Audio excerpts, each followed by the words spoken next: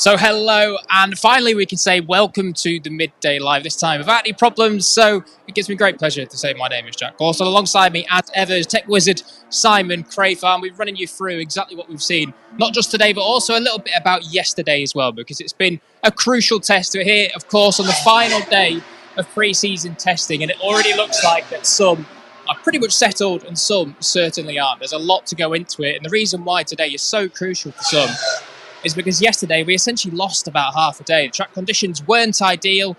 We saw them chewing up tyres, and there was lots and lots of sand on the track, as always when we first arrived here in Qatar, just the nature of the track being in the desert. So it made for a pretty critical day today going into it. And you have to say, Simon, that those setbacks from yesterday with delaying run plans is going to have a big knock-on effect for those that maybe aren't quite settled yet. Yeah, and it's not abnormal. You know, every time we come here, it takes some time. I mean, we are in the desert, you know, and it gets windy when the sun's up. But I put my thumb out in pit lane yesterday morning before the bikes went out and got a lift with the officials, snuck a lift in to have a look at the new surface. And it's impressive. Like, from looking from the car, it looks beautiful. Amazing job.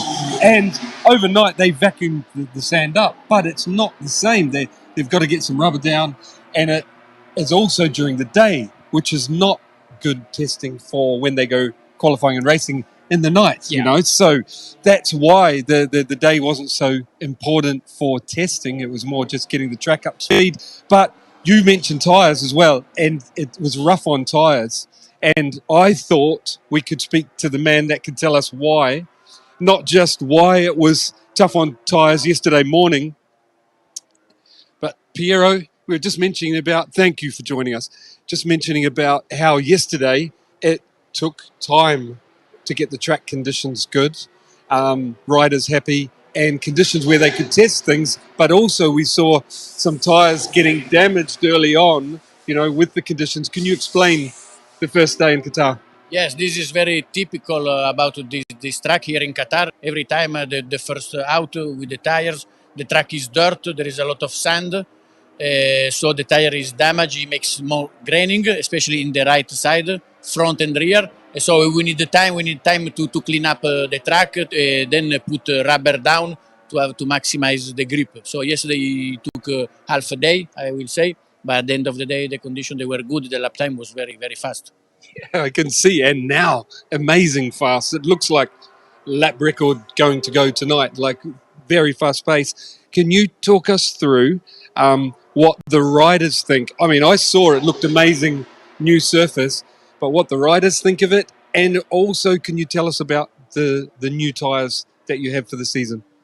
Yes, the track, just the first time is dirt, but once the track is clean and you have the rubber, then the performance is good, the grip is very good, there is no bumps, so the track is very nice.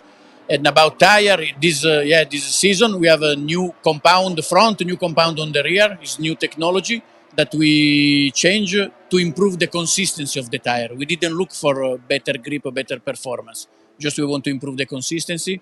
We try already in Sepang, it was positive. Here also the feedback is good from the riders. And so this new compound will be for all the season 2024.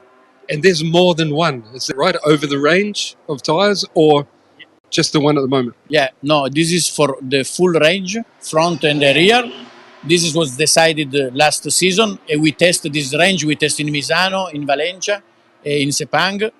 But then in the winter time, we were developing a new front compound that we call Hard Plus, because as you know, the bike in the front, they're more and more aggressive, more load, the aerodynamics.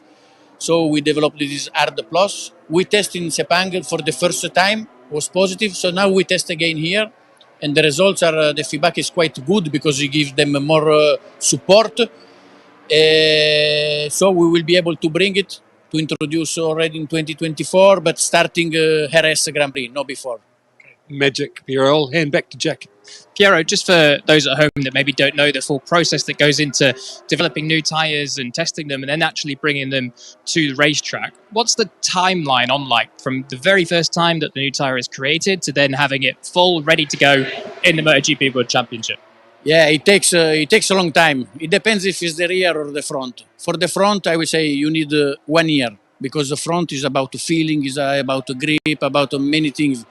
To found the good front that it works well for all the different bike, all the different riding style is it takes time. So I would say 1 year. To develop the rear tire, you can do in less, in 6 months. You can do. You starting from the conception and then make some prototype. Once we have the prototype, we do internal test in the Michelin with the Michelin bike and Michelin test rider, and then we give to the official, to the test rider from the manufacturer. If they approve, then is the official rider, and this is the timing about 6 months for rear and 1 year for the front. A lot that goes into it. Piero, thank you very much for joining us. Obviously, after yesterday, we wanted to talk to you, but unfortunately couldn't. So thank you for joining us today, Piero. So Piero Taramasso there, just explaining how difficult this test has been, purely because of the fact that we come here to Qatar and it always is the same. It's that it just takes a little while for the track to clean up. But what's really, really nice to hear is that the new surface, incredibly grippy, and also it's cleaned up relatively quick. I mean, the lap times we saw last night, I don't think we expected them to be that quick. And it's already straight away, and we're already talking about a lap record going this evening. Yeah, and it's not, like I said, abnormal. A lot of places we go, especially if there is a new surface or the track doesn't get used much, the first day is getting the track up to condition, you know. I suppose the other thing to mention before we walk away from Piero, the reason it takes so long about the tyres to develop is not compound, but if they change construction, it changes the setup of the bike, and then they can't do that because it causes chaos in the paddock. So, but the rubbers are changing this year. That's a quicker process than the actual construction of the tyre. So, where are we next to, Jack? Well, we're outside the Ducati garage, so let's start going through the manufacturers because we are on the last day of the test. And really, well, it's about time we start assessing them and seeing who is ready to go and who is not. From looking at the timing screens, both in Sepang and here in Qatar, Pecco looks incredible. He looked ready to go at day 2 in Sepang. And here, I mean, he's just been picking off fantastic laps and looks really, really settled and comfy. Totally on target is how I would describe Ducati from the outside watching in. Because at Sepang on the last day, it was just checking the exhaust against. They'd already confirmed the engine, already confirmed the fairing, and they were just checking the exhaust. And here, it's been exactly the same. Yeah. They've gone through all like 23 spec fairings on day 1 yesterday, get up to speed and clean that track and get the rider up to speed before 24 engines are only here in the factory garage in Pramac. And so that it was already confirmed, and they just focused on the fairings, and they've said that the new fairing is better, and today it's mainly about exhaust again. So what I'm saying is they're totally on target. There's no chaos, I'm not sure. Really, it's the only thing they've been working on trying to improve, and Naya mentioned, is still the initial touch of the throttle with that new engine. Yeah, I think even Pecco mentioned that last night in his debrief, just the only tiny thing, as you do say.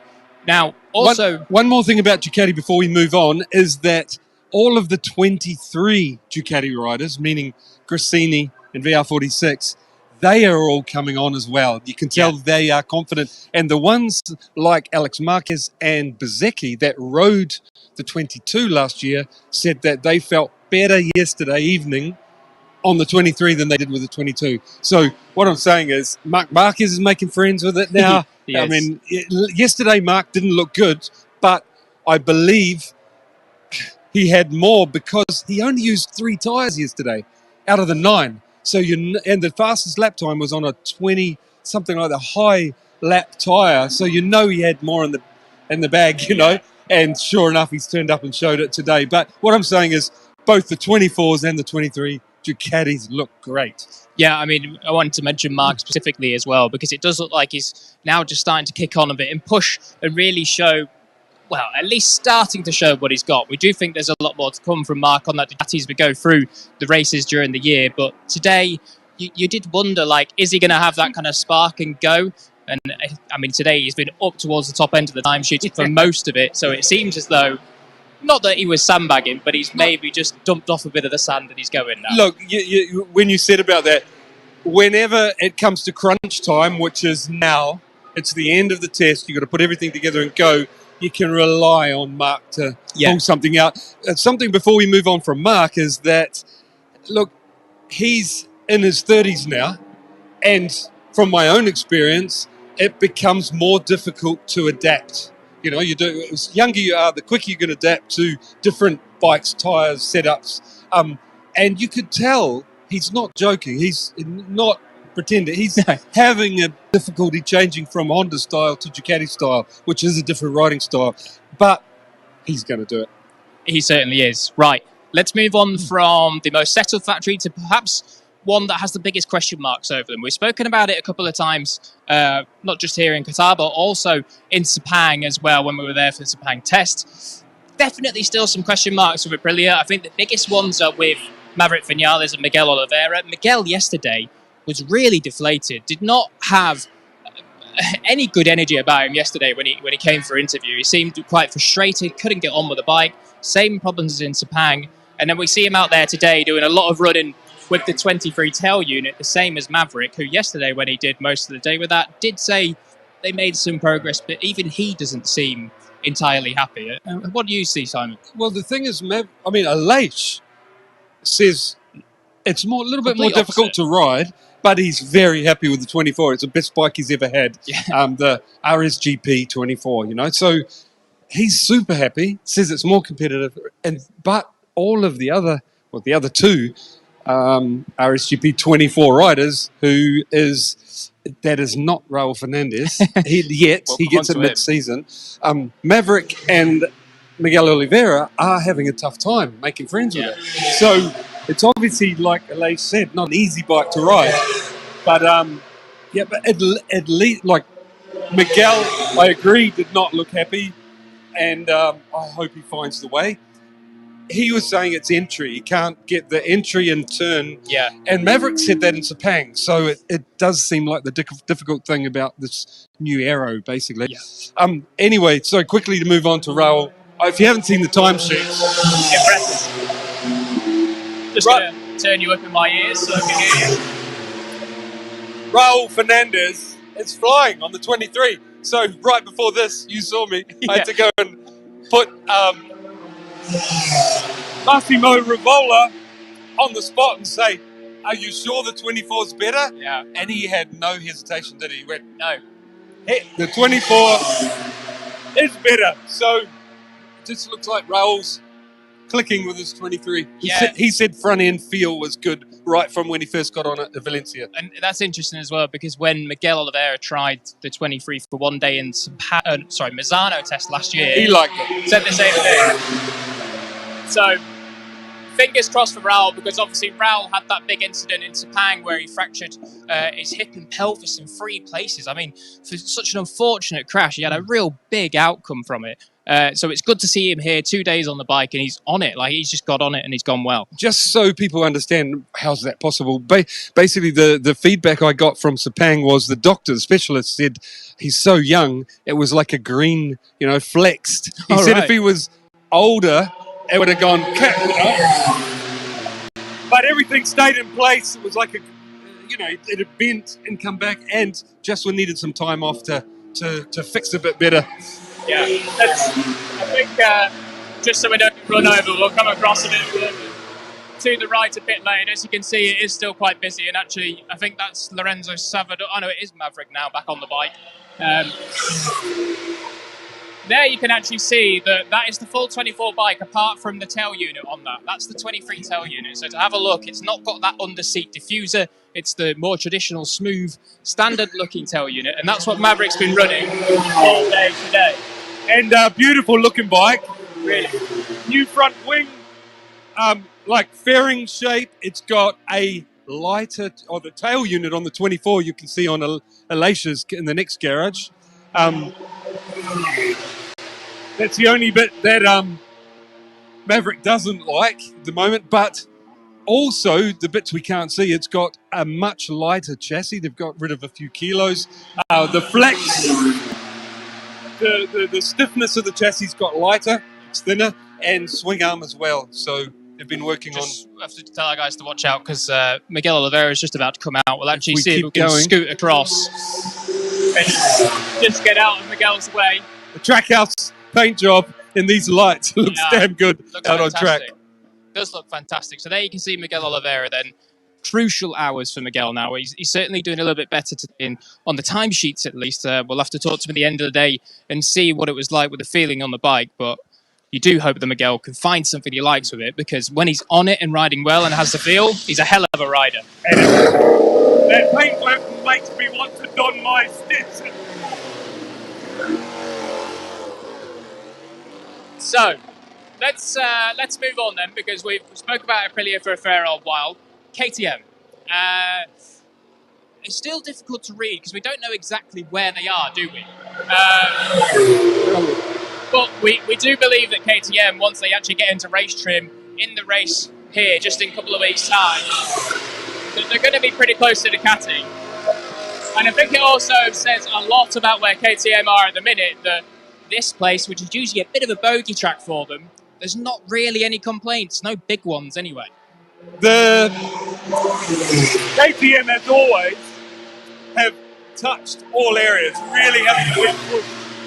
And, for example, we can see all the aero stuff, but I asked Brad Binder in the debrief last night, said, Brad, I understand you've got 2 engine specs here, which is impressive by itself, that a manufacturer come with 2 engine specs. It's probably just little upgrades, but it's still impressive because no one else manages to do that, you know? No.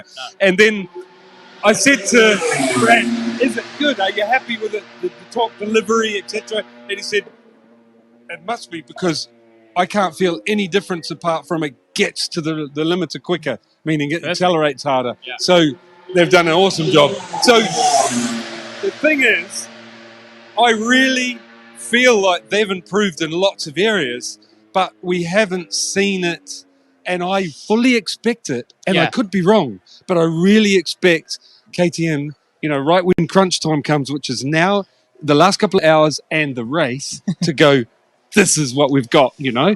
I'll be surprised if they don't do that. Yeah, I will be as well. And as you say, they're kind of piecing together those last simple parts of the bike. And one thing that we noticed today as well is that they ditched that new air intake, didn't they? They've gone back to the older one. Yeah. It's still paired, or largely at least, with the new side fairings. But then again, we did see Jack today come down the pit lane and had the full old aero on. It's a lot of back-to-back, by Jack. So obviously KTM still, I think they're just figuring out that last 1 or 2%, aren't they, really? Well, like everyone, we know that they've been doing a big push on electronics as well. I think it's new software, and they're trying to, you know, work with that, improve, try things. So it's not just stuff we can see. Here's Marco Bezzecchi coming out. He's had a fall as well. Oh, no, actually, it's Digia, sorry. Okay. Well, Digia hasn't. One of the, as we were saying yesterday, like with Lewis Sunderby and Elliot York, one of the unsung heroes of the testing at the minute, Digia doing a fine job. It just seems to have got on it and clicked with that 23 straight away. I got to say, I'm impressed with DG, because I'll be honest, earlier in his career, I felt he was lacking the hunger of, you know, take it. And since mid last year, you know, or maybe it was all of last year, but we saw the results of that effort. Yeah. He really wants it. And he's continuing with that great attitude, performance as he did at the end of last year. Yeah, it's brilliant to see that he is doing that. I think a lot of people kind of went, oh, once he's reconfirmed again, maybe he'll kind of take the shine off on that determination, but it really it's like he's really found the ingredients that works, you know, and good for him. So we're outside the Yamaha garage. Let's talk about Yamaha first. The first of the Japanese manufacturers. Actually, if we're spinning the camera around, I'll just check that we're not going to get run over. That new exhaust has been on all 4 bikes all day. I was surprised to see that, because usually we see Yamaha maybe try something, then they go back straight away. They kind of try it briefly. They're committed to this, and it's... Which points towards they like better. It, you know? And a lot of the longer exhausts they've run did have better performance. A little, but the riders couldn't hear the gear changes, you know? And you can't, as a rider, you can't always look at the dash to see where the needle is. You need to feel... So you know when to change while still looking somewhere else, you know. And if you can't do that, you end up hitting the limiter, your face hits the screen, you know, and so it does sound a bit noisier, but it's longer. It looks like they've found a way to let the riders hear what's going on and keep that little bit of performance. Exactly, and what we did here as well, as Alex Rins is actually just coming into the box, what we did here as well... with the fork wings as well mounted. Yeah. See, underneath the front wing, they've got extra wings bolted on you'll just see them below if you can spot. So there's 2 layers of wings there by the front guards. And there's also the dyno wings, the triplets of dyno wings on each side, on the back. What Fabio was saying yesterday, though, about that exhaust, was that it was just hoping to smooth out that power delivery, and he was saying on a new tyre, that is crucial for them to start getting this qualifying performance back.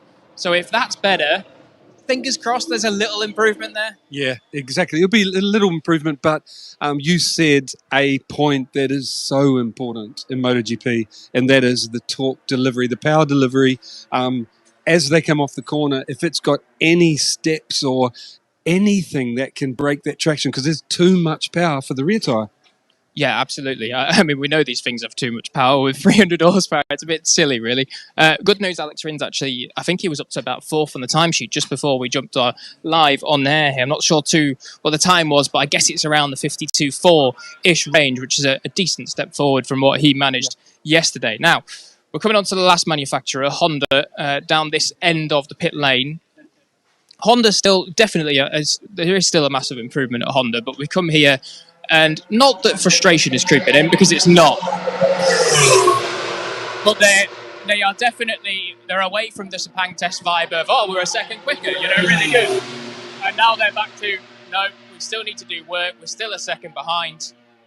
And there's a lot of progress still to go. We know that they brought in the new aero yesterday, and Luca Marini and Joan Mir liked it, so did Taka Nakagami. Yep. Taka, particularly with that rear wing.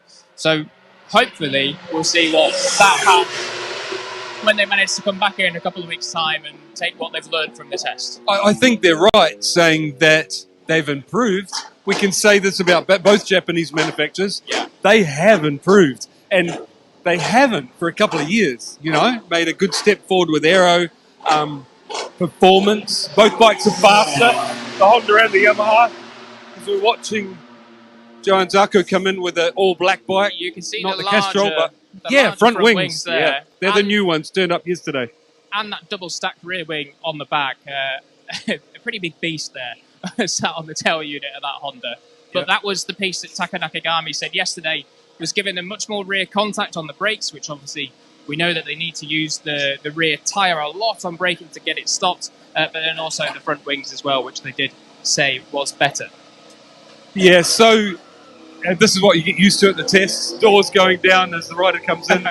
Our job to be there to spot as much as we can before they come down. So just a quick summary on, because I think it's both Yamaha and Honda that I'll be able to cover at the same time, is that they've made improvements in power, top speed, torque delivery, and aero, which is massive. It's all really good news, and we haven't seen that for a couple of years. So they've had a big push and they're succeeding. But for the last few years, it's been really obvious that the Italian manufacturers have a big advantage, like years advantage in aero and electronics. And I believe I can see that the Japanese have made step forward with aero. Both of them have pushed, got people on board and found a step forward. They've improved the engine. But I believe, this is only my opinion, that they're still way behind electronic-wise. And that's what is holding them back acceleration-wise off the corner. Right, so that's going to do it here for the Midday Live. We know we've been routing on a little bit. The good news is that on the final day of testing, things are firing now. We're clicking into top gear. We're getting ready to go racing in the Qatar GP in just a couple of weeks' time. Don't forget that tonight there will be After the Flag presented by Lewis Sotheby and Elliot York, and both myself and Simon will be in there too to come and cover you and show you exactly what's gone on down the last couple of hours of pre-season testing here for 2024. Join that then. That will be in about 2 hours' time, 8:30 local time. Yeah, exactly 2 hours' time from now. Join that. You don't want to miss it. We'll see you then.